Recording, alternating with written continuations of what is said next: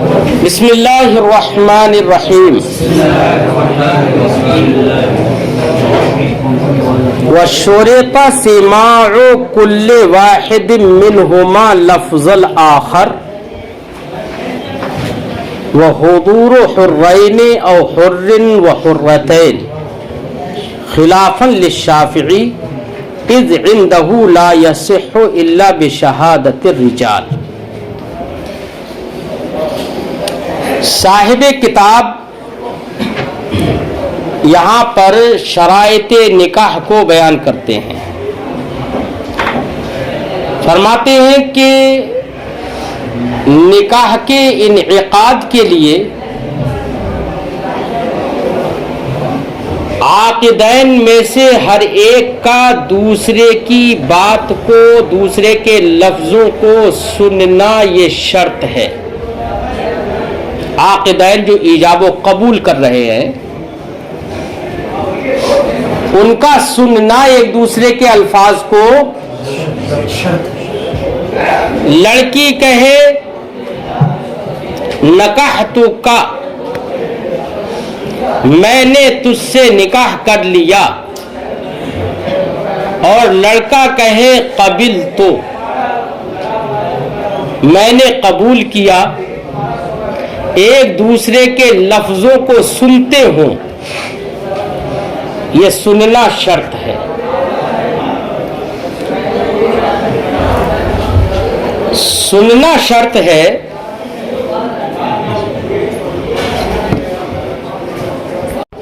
تو دونوں کا ایک دوسرے کے لفظوں کو سننا یہ شرط ہے، لیکن بیٹا سماع میں عموم ہے، یا تو سماع حقیقی ہو یا سماع کے قائم مقام کچھ اور ہو، تو چاہے حقیقتاً سماع ہو یہ شرط ہے، یا سماع کے قائم مقام جو بھی چیز ہو جائے وہ شرط ہے۔ دونوں کی بات کا سننا شرط ہے۔ براہ راست عاقدین آس پاس بیٹھے ہوئے ہیں، ایک نے کہا کہ میں نے نکاح کیا آپ سے، دوسرے نے کہا میں نے قبول کیا، دونوں نے بات سن لی۔ کبھی ایسا ہوتا ہے جیسے کہ ہمارے ہندوستان میں مروج ہے کہ لڑکی دوسری جگہ بیٹھی ہوئی ہوتی ہے اور نکاح اور شوہر، ہونے والا شوہر وہ دوسری جگہ بیٹھا ہوتا ہے، اور لوگ اجازت لے کر آتے ہیں لڑکی سے، تو وہ وکیل بن جاتے ہیں، اور وکیل اس کی بات بھی سن کر آیا ہے، اور وکیل اس کی بات بھی سنے گا جو قبول کرے گا۔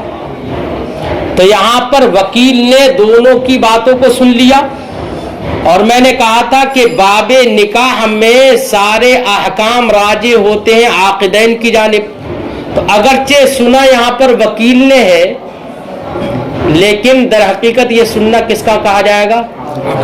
عاقدین کا۔ لہذا عورت کا سن، یہ شوہر کی بات کو عورت کا سننا کہا جائے گا، اور عورت کی بات کا شوہر کا سننا کہا جائے گا۔ یہاں پر بھی سماع ہے۔ کبھی کبھی ایسی بھی چیز ہوتی ہے جو سماع کے قائم مقام ہوتی ہے، مثال کے طور پر کوئی گونگا ہے، کیا ہے؟ کوئی گونگا ہے۔ اب اگر کوئی لفظ بولے گا تبھی تو کوئی سنے گا، لیکن کوئی گونگا ہے وہ بول ہی نہیں سکتا۔ ایک نے تو کہہ دیا نکحت، میں نے نکاح کیا، دوسرا گونگا ہے تو وہ اشارے سے اگر کہہ رہا ہے، اور وہ اشارہ دلالت کرتا ہے قبولیت پر، ایسا کوئی اشارہ کرے، تو ایسی صورت میں اس کا اشارہ کو اگرچہ سنا نہیں جا رہا ہے، لیکن اشارہ یہ سماع کے قائم مقام ہوگا۔ کیا ہوگا؟ سماع کے قائم مقام ہوگا۔ تو اب ایسی صورت میں یہاں پر بھی کہا جائے گا کہ عاقدین میں سے ہر ایک دوسرے کے لفظ کو سننے والا ہے۔ تو سماع میں ہم نے عموم کر دیا نا، لہذا جو بھی لفظ سماع کی بنا پر آپ کے دلوں میں خلجان پیدا ہو رہا تھا جو شبہات آ سکتے تھے اب وہ سارے شبہات دور ہو گئے. فرماتے ہیں شرط سماع کل واحد منہما لفظ الآخر، متعاقدین میں سے ہر ایک کا دوسرے کے لفظ کو سننا شرط ہے.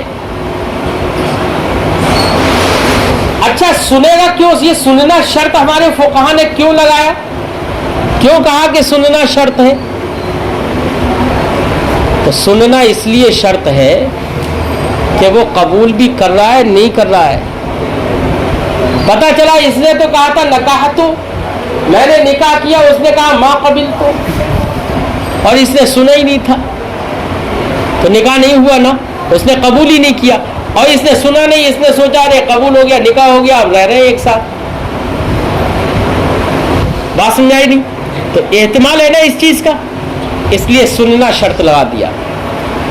اچھا سننا اگر شرط قرار دیا جائے گا تو بعض ائمہ نے، ہمارے جمہور، بعض ائمہ فقہا نے یہ بھی کہا یہاں پر کہ جب سننا شرط ہے تو سمجھنا بھی شرط ہے.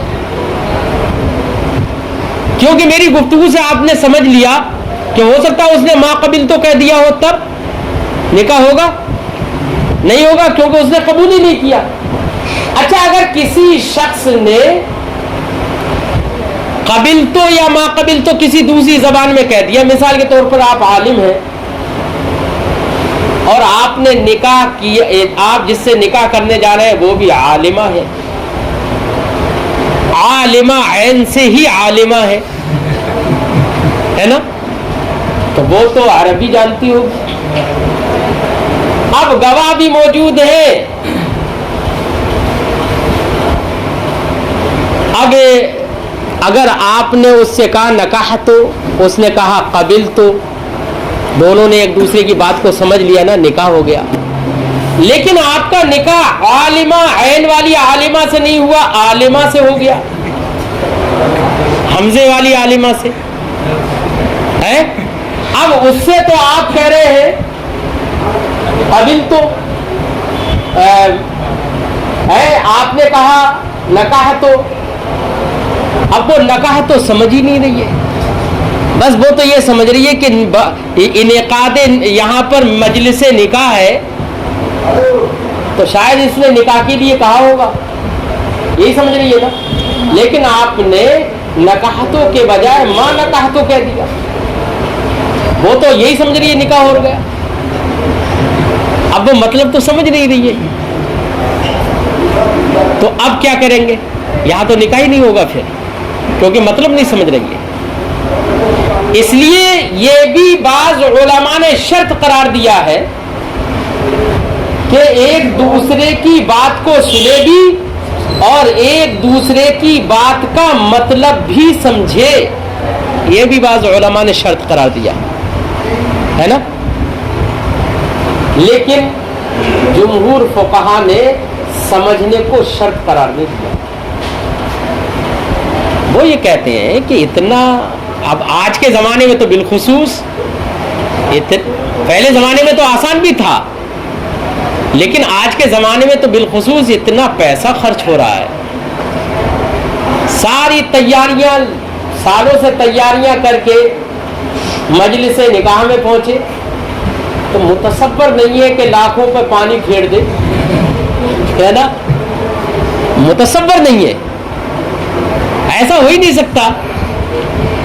بلکہ جمہور فقہا فرماتے ہیں مجلس نکاح کا منعقد ہونا ہی یہ پورا قرینہ ہے اس بات پر کہ ایک دوسرے سے نکاح کرنے کے الفاظ ہی بول رہے ہوں گے. سمجھے نہیں؟ ہاں، اس لیے جمہور فقہا نے تو مطلب کا سمجھنا شرط قرار نہیں دیا، لیکن بعض فقہا نے مطلب کا سمجھنا بھی شرط قرار دیا ہے. وَشُرِطَ سِمَاعُ كُلِّ وَاحِدٍ مِّنْهُمَا، دونوں میں سے ہر ایک کا ایک دوسرے کے لفظ کو سننا شرط قرار دیا گیا ہے.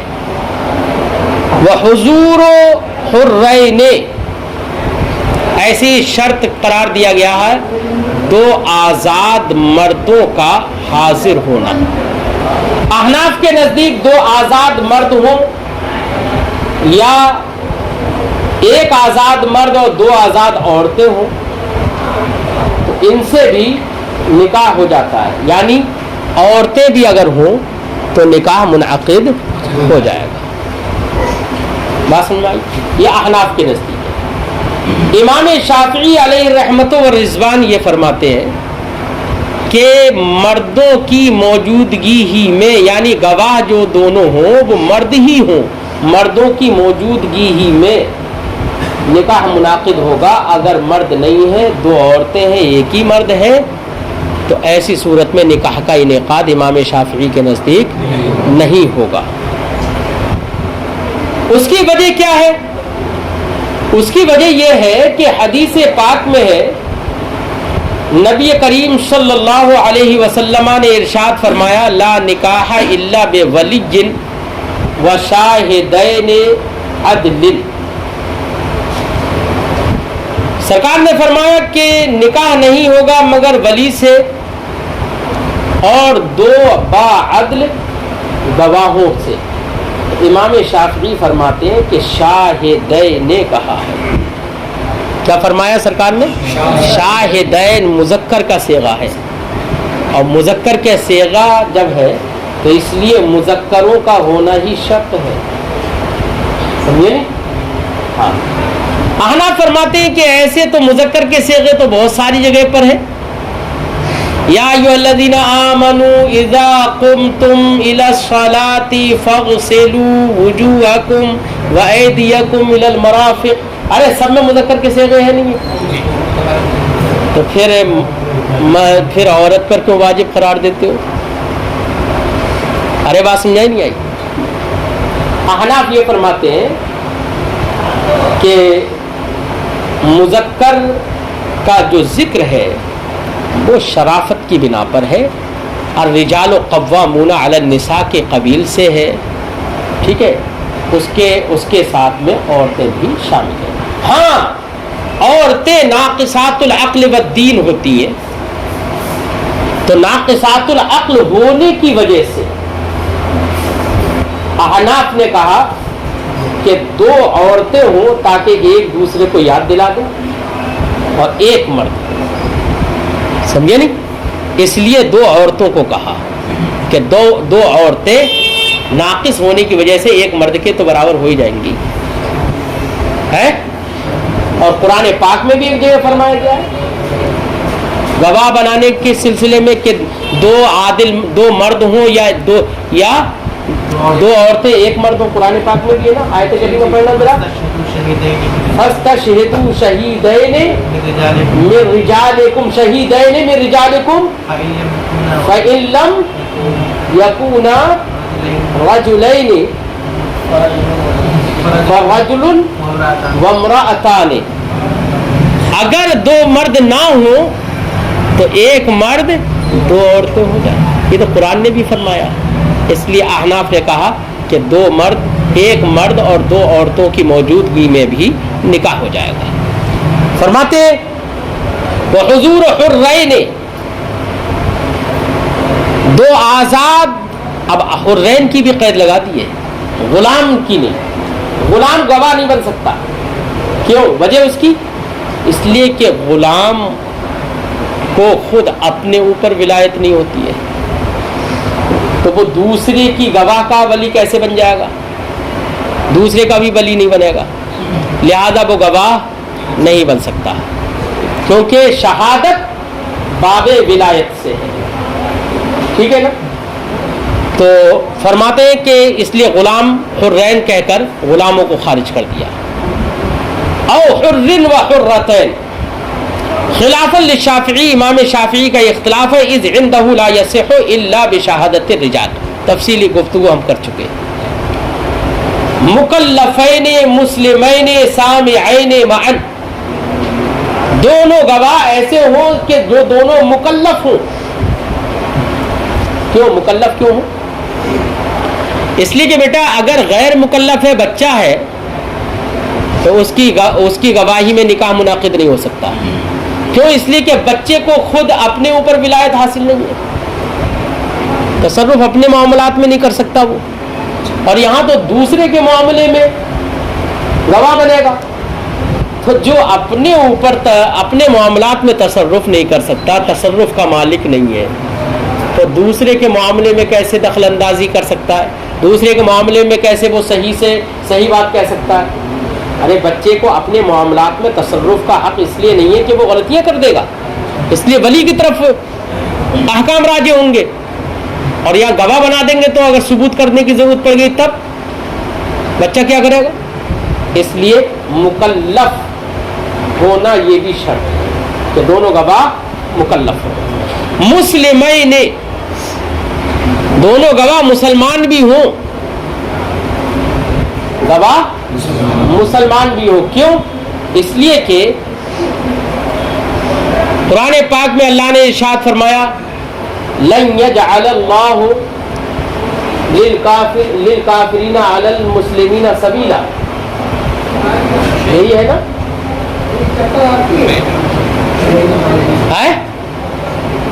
یہی آیت کریمہ ہے، فَلَن يَجْعَلَ اللَّهُ لِلْكَافِرِينَ عَلَى الْمُسْلِمِينَ سَبِيلًا. یہی ہے نا فَلَن يَجْعَلَ. تو اللہ رب العزت نے فرمایا کہ اللہ رب العزت کافروں کو مسلمانوں پر کوئی راستہ نہیں رکھتا ہے. تو اب ایک کافر مسلمانوں کا گواہ بنے. قرآن تو یہ فرماتا ہے کہ کافر کو مسلمانوں کے لیے، مسلمانوں کے اوپر اللہ رب العزت کوئی راستہ نہیں رکھتا ہے نا. تو یہاں پر گواہ بنانا ایک راستہ ہموار کرنا ہے نا، اس لیے فرمایا کہ مسلمین ہونے کی شرط ہے، تو دونوں مسلمان بھی ہوں. سامعین معا، اور دونوں گواہ ساتھ ساتھ بات کو سننے والے بھی ہوں، ہے نا. دونوں گواہ ساتھ ساتھ کس کی بات کو؟ عاقدین کی بات کو، کہ وہ کہہ رہا ہے کہ میں نے نکاح کیا، وہ ایجاب کر رہا ہے، وہ قبول کر رہا ہے، کہ ایجاب و قبول کو دونوں ساتھ ساتھ سننے والے بھی ہوں. ایسا نہ ہو کہ ایک گواہ نے تو آج سن لیا اور ایک گواہ کل سن رہا ہے، یہ نہیں ہو سکتا. دونوں اجتماعی طور پر دونوں کی شہادت معتبر ہے، اس لیے دونوں کا ایک وقت میں دونوں کا سننا ضروری ہے.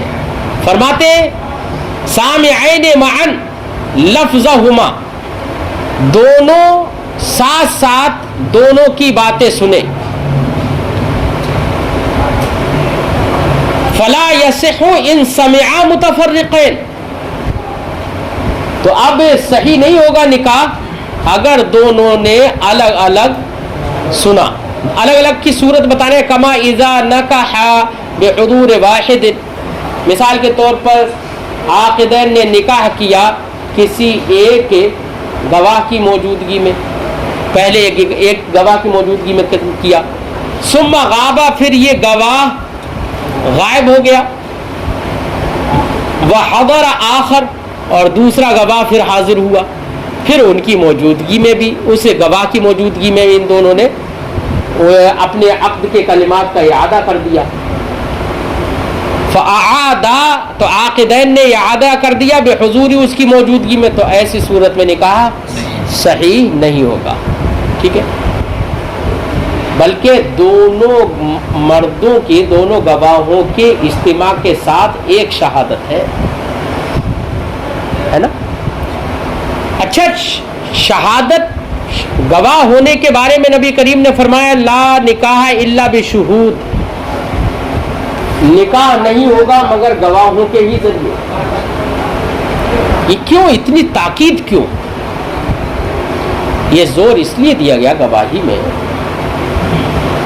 حالانکہ معاملات جیسے بیع و شراء ہو تو عقد بیع کرنے کے وقت میں گواہی یہ شرط قرار نہیں دی گئی ہے، کیونکہ وہاں پر معاملات ہیں، وہاں پر ایک مملوک شے کا ایک آدمی مالک ہوتا ہے، ایک آدمی اپنی ملک سے اس کو نکالتا ہے، تو وہاں پر ایک امر خارجی جو کہ انسان نہیں ہے، اشرف المخلوقات نہیں ہے، آزاد نہیں ہے، اس کی بیع ہو رہی ہے، وہاں پر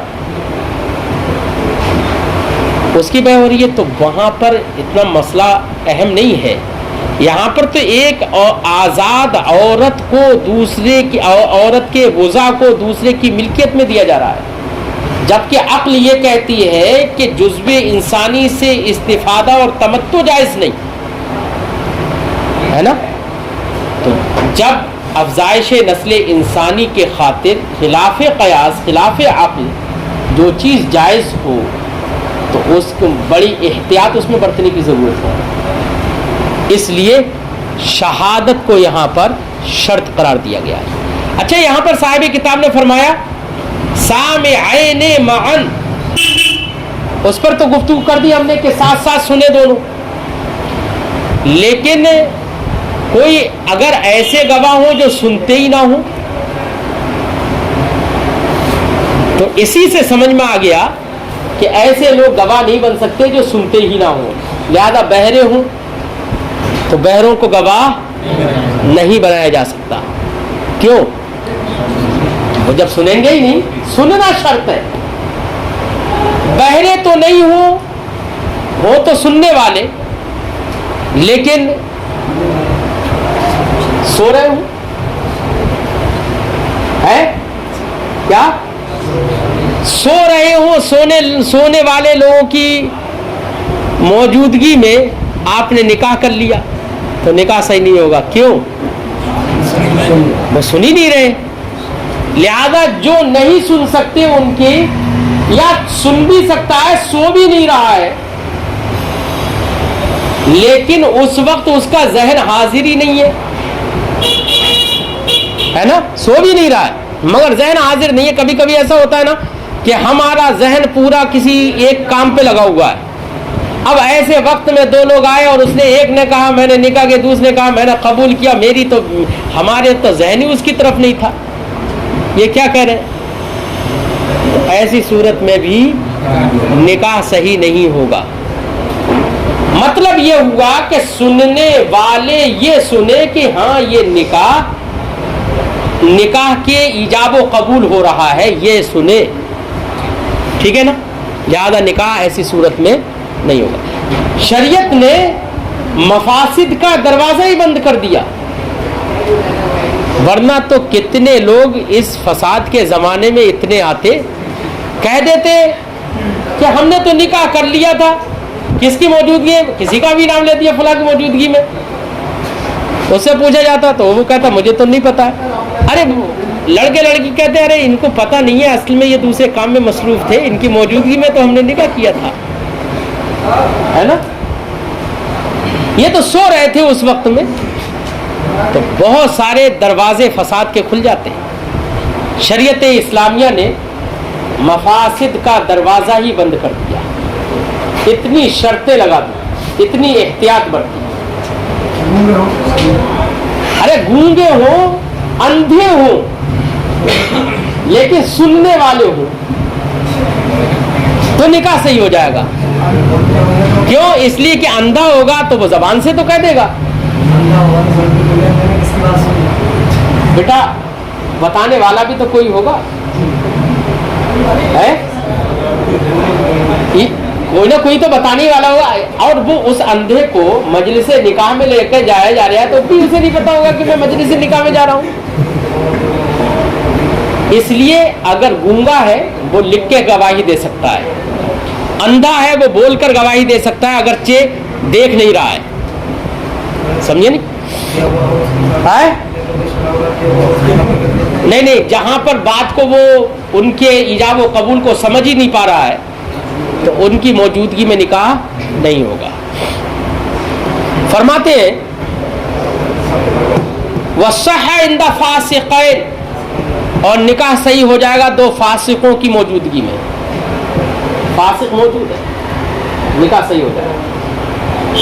آج کے زمانے میں تو میں دیکھتا ہوں زیادہ تر نکاح فاسقوں کی موجودگی میں ہی ہوتا ہے، گواہ بھی فاسق ہی ہوتے ہیں لیکن نکاح منعقد ہو جائے گا۔ لیکن نکاح کے بیٹا دو حکم ہیں، ایک ہے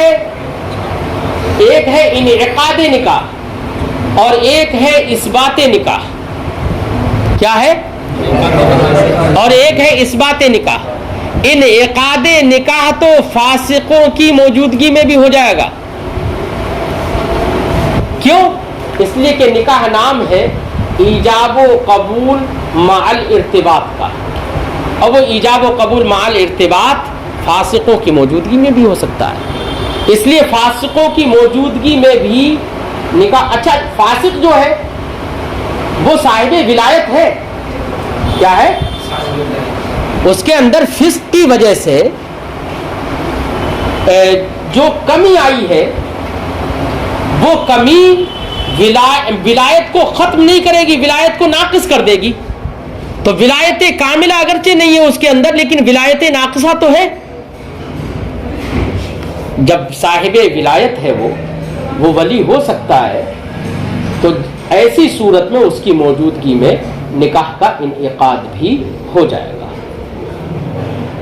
ایسے ہی محدود فی القذف ہے کوئی، تو محدود فی القذف ہے، کسی محسنہ، کسی پاک دامن عورت کو تہمت لگا دی اس نے، تو قرآن نے تو فرمایا کہ اس کے 80 کوڑے مارو، وَلَا تَقْبَلُوا لَهُمْ شَهَادَةً أَبَدًا، اور قرآن نے فرمایا کہ ان کی گواہی کو کبھی بھی قبول مت کرو۔ تو لا تقبلوا لهم شہادتن ابدا، لا تقبلوا ہے نا؟ لہذا محدود فی القذف اگر کوئی ہے، ان کی موجودگی میں بھی نکاح صحیح ہو جائے گا، کیونکہ انعقاد نکاح اور ہے، اثبات نکاح اور ہے۔ ہاں، اگر ان میں سے کوئی نکاح کا انکار کرنے لگا اور معاملہ قاضی صاحب کے پاس پہنچا، تو فاسقوں کی شہادت قاضی نہیں مانے گا، اس لیے ان کی شہادت سے اثبات نکاح نہیں ہو سکتا ہے، لیکن انعقاد نکاح ہو جائے گا۔ ارے بات سمجھ میں آ گئی؟ ایسی محدود فی القذف کی شہادت، محدود فی القذف کی شہادت کے بارے میں یہ کہا ان کی شہادت کو قبول مت کرو، تو قبول نہ کرنے کے لیے کہا کہ قبول کبھی مت کرو، اس لیے قاضی ان کی شہادت کو قبول تو نہیں کرے گا، ہے نا، لیکن انعقاد نکاح ہو جائے گا۔ یعنی انعقاد نکاح ایک الگ امر ہے اور اثبات نکاح ایک الگ امر ہے، تو فاسق ہوں یا محدود فی القذف ہوں، ان کی موجودگی میں انعقاد نکاح تو ہو جائے گا، لیکن اثبات نکاح، لہذا اگر کسی نے انکار کر دیا تو قاضی کے پاس یہ ان کی گواہی معتبر نہیں ہوگی، ٹھیک ہے؟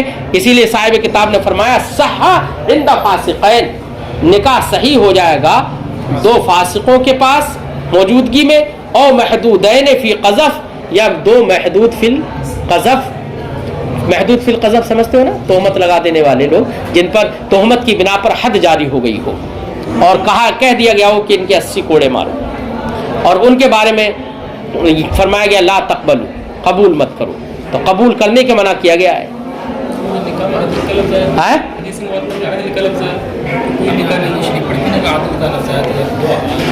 میں نے کہا نا کہ عدل ہے تو اس سے ولایت کاملہ ہوگی، میں نے ابھی کہا تھا نا کہ عدل کی بنا پر ولایت کاملہ ہوگی، اور شہادت باب ولایت سے ہے، نہ کہ ولایت کاملہ کے باب سے، سمجھے نہیں؟ باب ولایت سے، اور محدود فی القذف ہو یا فاسق ہو، وہ صاحب ولایت تو ہے، اگرچہ ولایت ناقصہ کا صاحب ہے، مالک ہے، ٹھیک ہے نا؟ اس لیے نکاح کا انعقاد ہو جائے گا۔ ولایت کاملہ نہیں ہے، اس لیے یہاں پر اثبات نکاح نہیں ہو پائے گا۔ فرماتے ہیں اور محدودین فی قذف، یا محدود، دونوں محدود فی القذف ہوں، وعند اعمیین، ایسے ہی دو اندھوں کے موجودگی میں بھی نکاح ہو جائے گا، اس کی بات ہم پہلے کر چکے ہیں۔ وابن الزوجین، ایسے زوجین کے دو بیٹوں کی موجودگی میں بھی نکاح صحیح ہو جائے گا، ہے نا؟ بیٹا زوجین میں سے شوہر ہے، مثلا شوہر کے دو بیٹے ہیں، وہ گواہ بن گئے، نکاح تو صحیح ہو جائے گا۔ بھئی کیوں؟ نکاح کے لیے گواہ ہونا ضروری ہے، اور گواہ کے لیے صاحب ولایت ہونا ضروری ہے، اور صاحب ولایت تو وہ بیٹے بھی ہیں یا نہیں ہے؟ صاحب ولایت تو وہ بھی ہے، اس لیے نکاح کا انعقاد زوجین کے دو بیٹوں کی موجودگی میں، چاہے زوجہ کے ہوں یا زوجین کے ہوں یا زوج کے ہوں، ان کی موجودگی میں نکاح کا انعقاد ہو جائے گا، کیونکہ صاحب ولایت وہ بھی ہیں۔ لیکن इस बात निकाह का जब मसला आएगा तो ये देखना पड़ेगा कि ये मुद्दई कौन है।